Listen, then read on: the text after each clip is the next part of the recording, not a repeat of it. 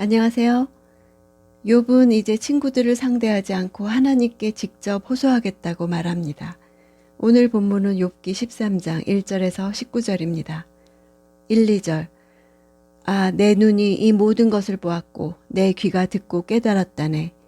자네들이 아는 것을 나도 아니 나는 자네들보다 못하지 않다네. 이 모든 것이란 앞에서 열거한 하나님의 주권적 통치에 대한 것입니다. 보았고 들었다는 것은 자신의 지혜가 실제 경험에 기초한 것임을 말하죠. 친구들이 주장하는 전통은 욥도 이미 알고 있는 것으로서 욥이 경험한 실제에는 적용되지 않는다는 것입니다. 자신이 가진 지식이 더 분명하다는 것을 나타냄으로써 친구들이 자신을 일방적으로 매도하는 것이 얼마나 경솔한 것인지 간접적으로 비난하는 것입니다. 3절. 정말 전능하신 분께 말하고 싶다네.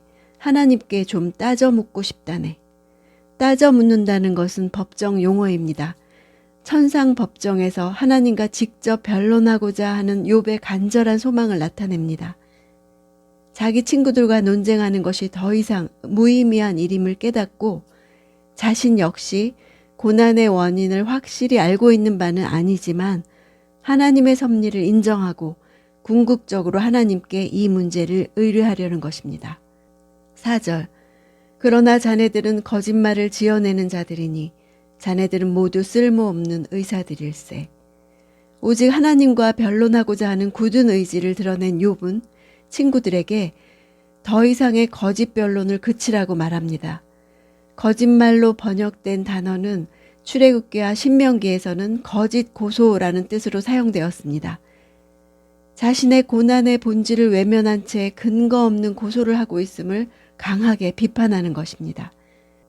쓸모없는 의사들은 고통받는 환자의 질병이 무엇인지 정확한 진단은 내리지 못한 채 전혀 상관없는 처방만 내리는 돌팔이 의사를 가리키는 말이죠. 이들은 무책임하게 진단하고 치료함으로써 병을 도리어 악화시키기 때문입니다.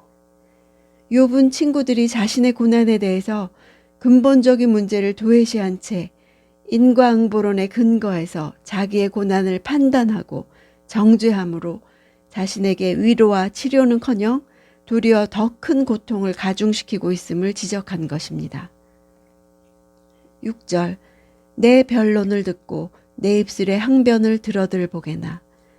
변론 또한 법정 용어죠. 이런 법정 용어까지 써가면서 욥이 주장하는 것은 지금 당하는 재난과 관련된 자신의 무고함입니다. 7, 8절. 자네들이 악하게 말하는 게 하나님을 위해서인가? 자네들이 속빈말을 하는 게 그분을 위해서인가? 자네들이 그분의 편을 들겠다는 것인가? 자네들이 하나님을 위해 논쟁하겠다는 것인가? 하나님을 변호한다면서 실상은 악하게 말하고 속빈말을 했다는 것을 깨달아야 한다는 것입니다. 그분의 편을 든다는 것은 그분을 좋게 보이게 해서 하나님의 체면을 세워드린다는 뜻이죠. 논쟁 또한 법적 소송에서 자신의 정당성을 입증하고 변호하는 것을 의미합니다. 욥의 친구들은 마치 자신들이 하나님의 편에 서서 욥을 대신 정죄하는 것으로 생각하지만 그것은 분명한 착각이라는 것입니다. 9절. 그분이 자네들을 살펴보셔도 좋겠나? 사람이 사람을 속이듯이 자네들도 그분을 속일 수 있겠나? 자신의 친구들이 자신을 고발함으로써 하나님께 칭찬을 얻을 것을 기대하고 있지만 정반대로 하나님의 신문의 대상이 될 수 있다는 것입니다. 살펴본다 하는 단어는 자세하고도 철저한 조사를 가리킵니다. 하나님은 전지하시기 때문에 사람의 성품이나 내면을 속속들이 살피시고 탐색하십니다.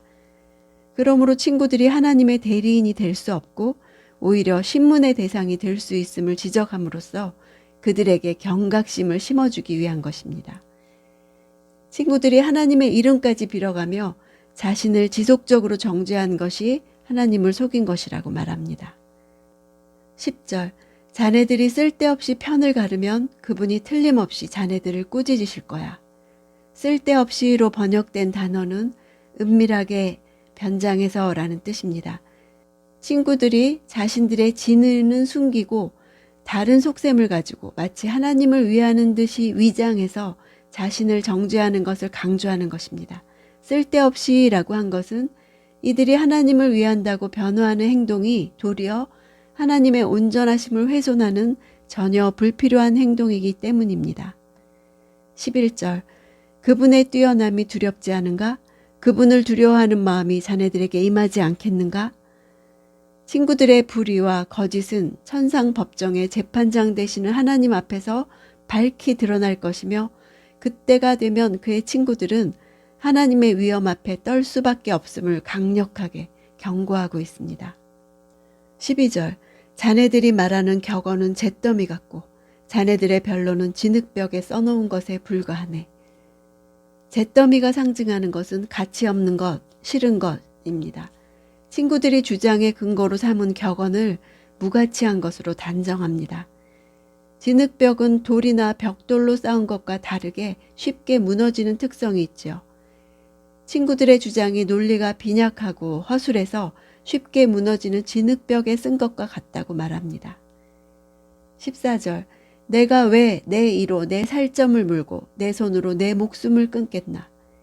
내 이로 내 살점을 문다는 것은 당시 사용되던 관용적인 표현으로 고통을 감내하기 위해서 자기 살을 깨무는 장면을 묘사한 것입니다. 자신의 생명을 돌보지 않고 어떤 위험을 무릅쓰고라도 하나님과 변론하고자 하는 욥의 굳은 의지의 표현으로 볼 수 있습니다. 15절 그분이 나를 죽이신다 해도 나는 그분을 신뢰할 것이네. 그러나 그분 앞에서 내 사정을 밝힐 것이네. 사정을 밝힌다는 말도 법적 용어입니다. 입증하다, 분명하게 드러내다 라는 뜻을 지닙니다. 욥은 이 단어를 사용해서 하나님의 법정에서 자신의 시시비비를 변론하겠다는 강한 의지를 드러내고 있습니다. 19절 누가 나에게 시비를 걸고 다투겠는가? 그렇다면 나는 입을 다물고 차라리 죽고 말겠네. 시비를 걸고 다투다도 법정 용어죠. 단지 변론을 시작하는 것만을 의미하지 않고 변론에 참여해서 이기는 과정까지를 의미합니다. 그래서 만약 욥의 주장에 이의를 제기해서 변론을 시작해 욥으로부터 승리하는 사람이 있다면 욥은 기꺼이 패배를 인정하고 자신은 잠잠해지겠다는 뜻입니다. 누구도 자신의 죄를 입증할 수 없음을 강조하는 표현입니다. 신앙은 누군가에 의해 강제로 주입되는 것이 아니라 각자 하나님을 만나서 확인하는 것입니다. 욥은 자기가 처한 상황이 친구들이 생각하는 상황과 다르다는 사실을 법정에서 밝히듯이 밝히고 싶어 합니다. 하나님이 나에게 듣도 보도 못한 일을 하고 계시기에 하나님에게 물어볼 수밖에 없다는 것입니다. 우리가 지금까지 알고 있던 법칙과 전통으로는 설명되지 않는다는 것입니다. 이런 일이 왜 일어났는지, 하나님이 어찌하시려는 것인지 하나님에게 물을 수밖에 없다는 것입니다. 답을 얻을 때까지 죽음을 무릅쓰고라도 가야 한다는 것입니다. 욥기의 시작이 하늘 법정에서 일어난 일인 것을 아는 우리는 욥이 제대로 된 길을 찾아간다는 것을 압니다. 그러나 욥의 경우뿐이겠습니까? 우리에게 일어난 일도 그 시작이 하나님으로부터입니다. 누구에게 가야 합니까? 시작하신 분이 마치실 것입니다. 욥기 파이팅입니다.